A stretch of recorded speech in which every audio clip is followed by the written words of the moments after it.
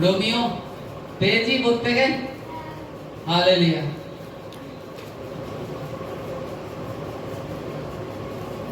পাশের লোককে একে অপরকে বলুন, মন দিয়ে শোনো। Hallelujah, hallelujah. পড়ছি আমি রোমিও অধ্যায় 8-26 থেকে। হালেলুয়া। আর সেই রূপ আত্মা আমাদের দুর্বলতায় সাহায্য করেন, কেননা উচিত মতে কি প্রার্থনা করিতে হয় তাহা আমরা জানি না, কিন্তু আত্মা আপনি অবক্তব্য আত্মসার দ্বারা আমাদের পক্ষে অনুরোধ করেন।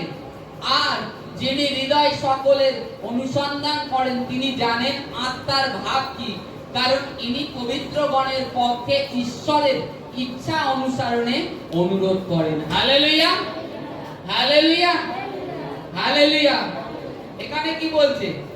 আর সেই রূপ আত্মা, সেই রূপ আত্মা আমাদের দুর্বলতায় সাহায্য দান করে। হালেলুয়া।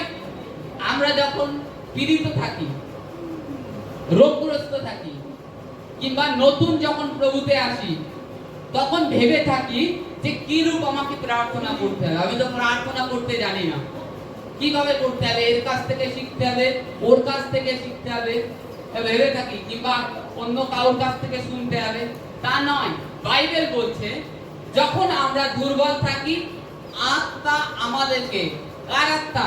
আপনার মধ্যে ঈশ্বরের যে পিতার আত্মা আছে তিনি আপনাকে সহায়তা দান করেন কি রূপ ভাবে প্রার্থনা করতে হবে। আত্মাতে প্রার্থনা করতে বলছে। যখন তোমরা ঈশ্বরের উপস্থিতিতে আসো, তুমি প্রার্থনা করতে জানো না, কি চাইবে জানো না, কিন্তু আত্মাতে পরিপূর্ণ হও, আত্মার মধ্যে প্রবেশ করো, সমস্ত মানসিক ভাবগুলো ত্যাগ করো। তোমার জীবনে মানসিক ভাবনা ত্যাগ করে দাও, ত্যাগ করে আত্মায় প্রবেশ করো। প্রবেশ করার পরে তুমি আত্মাতে প্রার্থনা করো, তাতে তুমি অন্য ব্যক্তির ন্যায় সুন্দরভাবে বুঝিয়ে প্রার্থনা করতে না পারলে, কিন্তু ছেঁড়া ভাঙা যেটুকানি শিখেছো যে প্রভু আমি পাপী, আমার পাপ ক্ষমা করো, আত্মার থেকে প্রার্থনা করো। আর তারপরে তোমাকে সেই আত্মা কি রূপ ঈশ্বরের কাছে প্রার্থনা করা উচিত সেই আত্মা তোমাকে নিয়ে যাবে। আত্মা, পবিত্র আত্মা, তিনি তোমাকে নিয়ে যাবে তোমার কি রূপ প্রার্থনা নিবেদন করা উচিত। আমরা প্রার্থনা করি কিন্তু আদৌ এখনো যে বিশ্বাসী আত্মায় প্রবেশ করি না। প্রার্থনা করতে হয়, দাদারা বলেছে, গোপালদা বলেছে তোমরা প্রার্থনা করবা নিয়ত প্রার্থনা করছি, নিয়ত বাইবেল পড়ছি, অথচ আমরা আত্মাতে প্রবেশ করছি না। প্রভু বাইবেলে বলেছে তোমরা যখন প্রার্থনা করো তখন দুয়ার বন্ধ করো। হালেলুয়া। কোন দরজা বন্ধ করতে বলেছে এখানে? জাগতিক ঘরের দরজা, হৃদয়ের দরজা বন্ধ করো। জগতের মন, যে সমস্ত সাংসারিক বিষয়, জাগতিক বিষয়, ওগুলো ত্যাগ করো, ভুলে যাও, প্রভুকে ছেড়ে দাও, অর্পণ করে দাও। তাই তো বলছে, প্রভু বলেছে হে পরিশ্রান্ত ভারগ্রস্ত লোক আমার কাছে আসো, আমি তোমাকে বিশ্রাম দেব। আর তোমার ভারটা আমার উপরে ছেড়ে সমর্পণ করো, তাই তো? আর আমার ভার তুমি তুলে নাও। তার মানে প্রভু কি বলতে যাচ্ছে? যে তোমার যে ভার, চিন্তা ভাবনা রয়েছে সেগুলো আমার উপরে ফেলে দাও, আর তোমার আমার যে জোয়ালি সেটা তুমি তুলে নাও। মানে আমি যে রূপ প্রার্থনা করতে বলছি, যে রূপ করার দরকার সেই রূপ করো, আমি যেভাবে চলেছি সেই রূপ চলো, তবে তোমরা জীবনে আশীষ, উদ্ধার, ব্লেসিং কে দেখতে পাবে। কিন্তু আমরা আত্মাতে প্রবেশ করি না, প্রার্থনা করতে হয় তাই করতে বসি। এই কারণের জন্য অনেক বিশ্বাসী আজকে আশীষ থেকে, অনুগ্রহ থেকে ঈশ্বরের বঞ্চিত রয়েছে, তাদের জীবনের চমৎকার থেকে, কারণ তারা আত্মাতেই প্রবেশ করে না। লোক দেখানো মাত্র প্রার্থনা, লোক দেখানো। তাই এখানে বলছে আমাদের কিরূপ প্রার্থনা করতে হয়। নতুন যখন থাকি, কিংবা নতুন আসি, কিংবা প্রভুতে এসে দীর্ঘদিন ধরে প্রার্থনা করতে শিখিনি, সেই ব্যক্তির জন্য এখানে বলছে যখন তোমরা প্রার্থনা করো, কিংবা দুর্বলতায় যখন আমরা শয্যাগ্রস্ত থাকি, মানে রোগগ্রস্ত থাকি, তখন আমাদের কিন্তু যখন সমস্যায় রোগ ব্যাধি হয় তখন দেখবেন আপনি প্রত্যেকটা বিশ্বাসীকে আমি বলবো তখন কিরূপ প্রার্থনা করতে হয় সেও নিজেই ভুলে যায়। কিন্তু সেই দুর্বলতায় আমাদেরকে আত্মা, পবিত্র আত্মা তিনি সহায়তা দান করেন যে কিভাবে প্রার্থনা করতে হবে। কখন সাহায্য করবে? যখন আমি ঈশ্বরের কাছে নিজেকে পূর্ণ রীতিতে সমর্পণ করব। পূর্ণ রীতি মানে কি জানি? যে আমি কিছু জানি না প্রভু, কিভাবে ডাকতে হয়। আমি পাপী, জ্ঞানে অজ্ঞানে তোমার বিরুদ্ধে অনেক পাপ করেছি, সেই সমস্ত পাপকে আমার জীবন থেকে ক্ষমা করো প্রভু, আমাকে ধুয়ে শুদ্ধ করো, আর আমি যেন নতুনতায় চলতে পারি। আর যখন একটা ব্যক্তি বিনতির সহিত, অশ্রুপাতের সহিত প্রভুর কাছে প্রার্থনা করে, আর তখন সে ব্যক্তি যখন বিশ্বাসের সহিত প্রার্থনা করে, আর প্রভু সেই প্রার্থনাকে শোনেন, শুনে তিনি উত্তর দেন।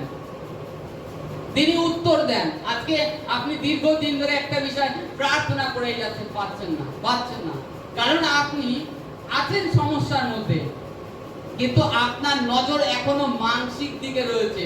যিনি ঈশ্বর, যিনি সৃষ্টিকর্তার মালিক, তার দিকে না এখনো আপনার নজর আসেনি। আপনাকে কেউ করাচ্ছে, আপনি করছেন না, ওটা করলে হবে না। নিজেকে সমর্পণ করে দাও প্রভুর চরণে, প্রভুর চরণে সমর্পণ করে দাও। আমার বাস্তবিক আজকে আমি এই যে এটার থেকে অন্য একটা বাক্য আমার পরিকল্পনা ছিল, কিন্তু গতকালকে প্রভু আমার চেঞ্জ করে দিল যে প্রার্থনার বিষয়। কেন আজকে বিশ্বাসীরা ঈশ্বরের অনুগ্রহ থেকে বঞ্চিত? আজকে আমরা দেখছি অঙ্কুন্নারুল্লাহ মিনিস্ট্রিতে, আমরা দেখি ফোনে অঙ্কুন্নারুল্লাহ মিনিস্ট্রি, জিজাস কল মিনিস্ট্রি, পাস্টার অঙ্কিত সাজওয়ার মিনিস্ট্রি, আপনি মোবাইলে সার্চ করবেন, গুগলে দেখবেন, ওখানে অদ্ভুত মিরাক্কেল হচ্ছে, ঈশ্বর অদ্ভুত কার্য করছে। ল্যাংড়া আসছে, প্রথম সপ্তাহে এসে সুস্থ হয়ে যাচ্ছে। তারপরে অন্য মন্ডলীতে, অঙ্কুন্নারুল্লাহ মিনিস্ট্রিতে ওরকম কত রোগী আসছে, আশ্চর্য কাজ হয়ে যাচ্ছে, ক্যান্সার সুস্থ হয়ে যাচ্ছে। এগুলো কেন হচ্ছে? এত মিরাক্কেল চমৎকার খালি কি কলুষার জন্যই হচ্ছে? না,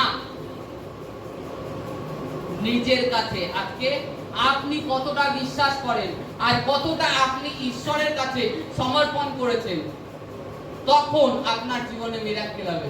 ওখানে হয়তো লাখো লাখো লোক হয় বলে লোকের বিশ্বাসটা বেশি, সেই অনুসরণে যায়, আর ঈশ্বর তাদের জীবনে ব্লেস করছে। আর আজকে এখানে আসছে, ওই ভাবছে গোপালের বাড়ি রবিবারে প্রার্থনায় যেতে যাবো। অনেকে তো প্রার্থনায় আসার জন্য কোনো এনার্জি নেই, যে আমাদেরকে প্রার্থনায় আসতে হবে, আরাধনা অ্যাটেন্ড করতে হবে, আরাধনার থেকে আমি থাকবো। আজকে কোথাও বিয়ে বাড়ি যদি যাই, আমরা বিয়ে বাড়ি কিংবা কোনো অনুষ্ঠান বাড়ি যাই, আগের থেকে দুদিন আগের থেকে গিয়ে উঠে বসি, ভোরে ওই মানে কি বাজার ঘাট করার থেকে, ওই ভোরে জল ভরার থেকে শুরু করে লাস্টে বাসি টাসি না খেয়ে আর বেরোই না। আর প্রার্থনার বেলায় আসলে তখন আর সময় হয় না। এই কারণের জন্য তোমাদের জীবনে ঈশ্বরের অনুগ্রহ থেকে তোমরা বঞ্চিত রয়েছে, কারণ তোমরা জগৎকে মূল্য দিচ্ছ ঈশ্বরের থেকে আগে, যেগুলোর মূল্য তোমার কোনো কাজে আসবে না। একদিন এই সমস্ত কিছু ছেড়ে দিয়ে সেই ঈশ্বর সদাপ্রভুর সঙ্গে থাকতে হবে। সেই ঈশ্বরকে মূল্য দিচ্ছ না, তুমি মূল্য দিচ্ছ জগতের যে সমস্ত বস্তু, যে সমস্ত মানুষ আছে তাদের জন্য সময় অপচয় করছো। কিন্তু যে ঈশ্বর তোমাকে নির্মাণ করেছে তাকে সময়ের করছো না, দাম দিচ্ছ না। তার উপস্থিতিতে যে সময় আসার দরকার সেই সময় তোমরা আসছো না। এই কারণের জন্য তোমরা ঈশ্বরের অনুগ্রহ থেকে আজও বঞ্চিত। নিয়ত কখন প্রার্থনা করতে হবে? আমি একজন সমস্যাগ্রস্ত লোক, আমাকে কখন প্রার্থনা করতে হবে, কখন যাচনা করতে হবে?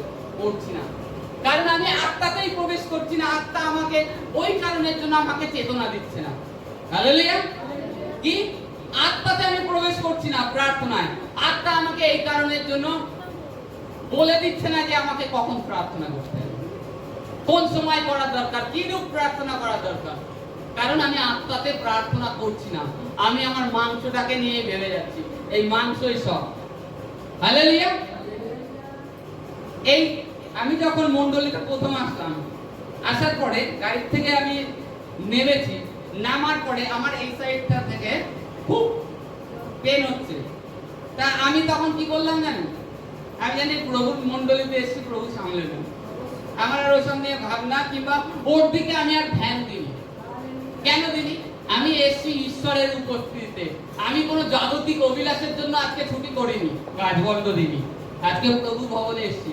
অতএব বাইবেলে লেখা আছে, তোমরা যদি সমস্ত হৃদয় অন্তঃকরণ থেকে আমার প্রতি হও, আমি তোমাদের থেকে মিস্রীয়দের সমস্ত উৎকট ব্যাধির থেকে তোমাদেরকে দূর রাখবো, তোমাদেরকে দীর্ঘ আয়ু দেবো। ঈশ্বরের বাক্য, কারণ তার বাক্য যদি তুমি শুদ্ধভাবে মানো, তোমার জীবনে হাজার গুণ লাখো গুণ ফল নিয়ে আসবে।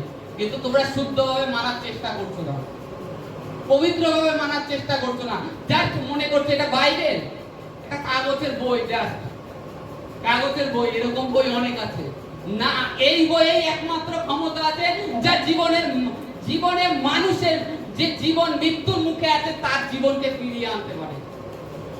একমাত্র এই হচ্ছে সেই বই। আর সব থেকে গুগলে সার্চ করে দেখবেন, সব থেকে পৃথিবীতে ওয়ার্ল্ডের মধ্যে সব থেকে বেশি বিক্রি হয় এই বই, বাইবেল। তাও লোকে পাচ্ছে না।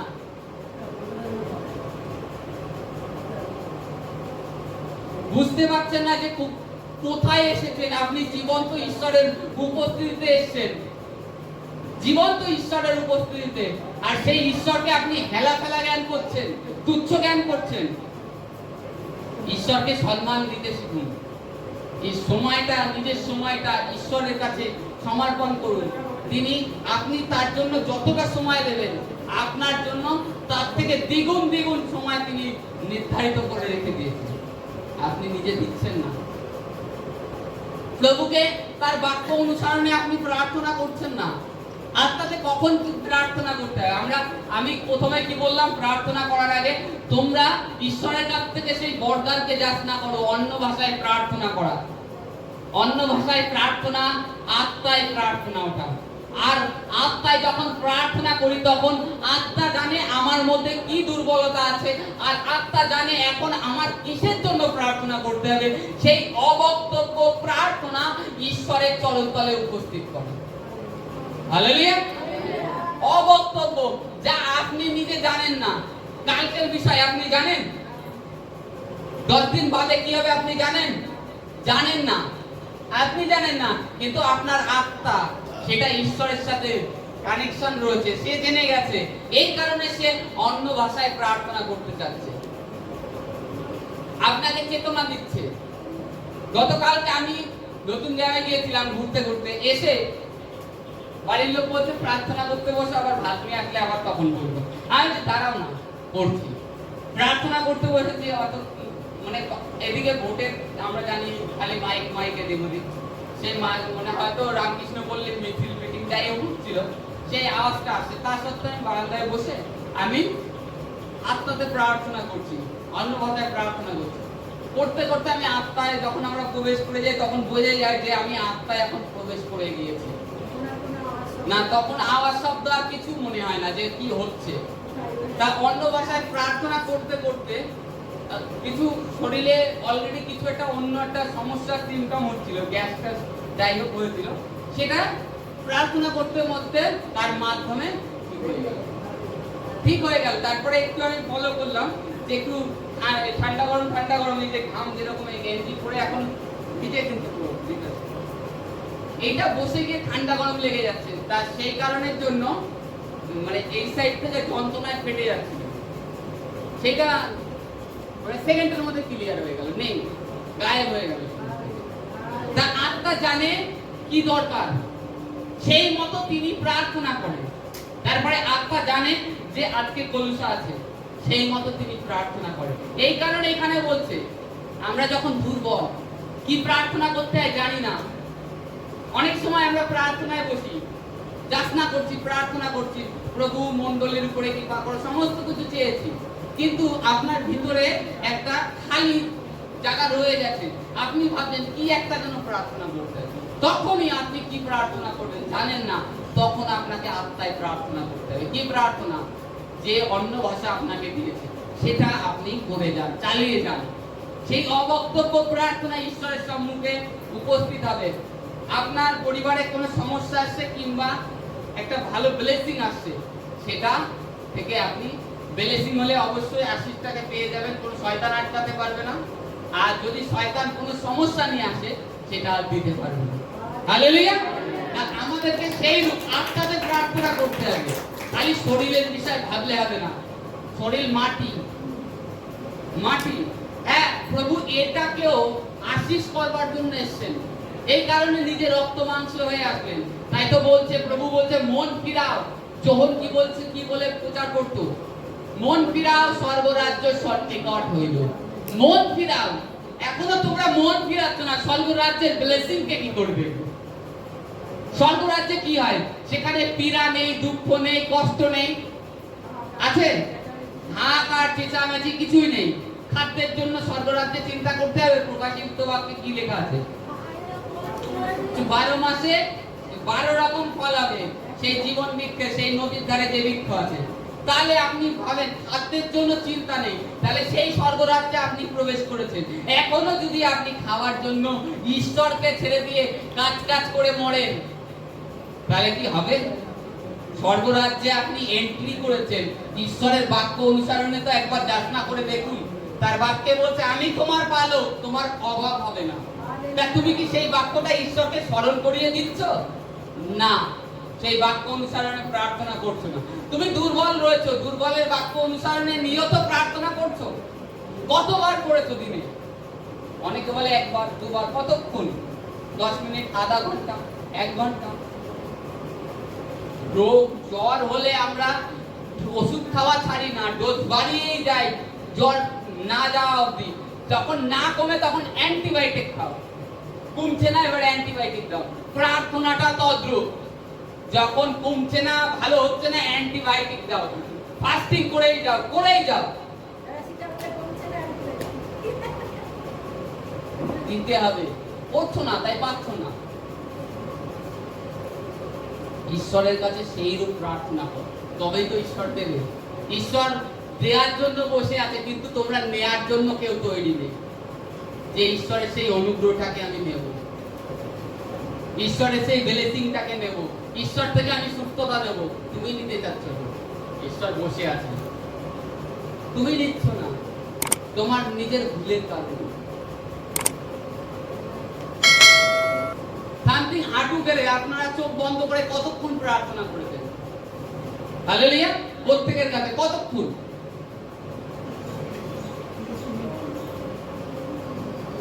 শুনি একটু অপর্ণাদি। হাঁটু গেলে আর আত্মাতে প্রবেশ করে প্রার্থনা যেটা হয়, কতক্ষণ করে?